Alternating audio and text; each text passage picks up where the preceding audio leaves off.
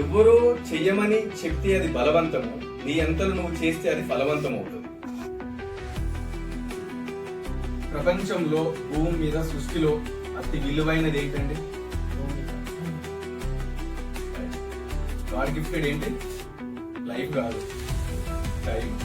టైమును వాడుకుంటే వెలిగిపోతావు, టైము నిన్ను వాడుకుంటే నలిగిపోతావు.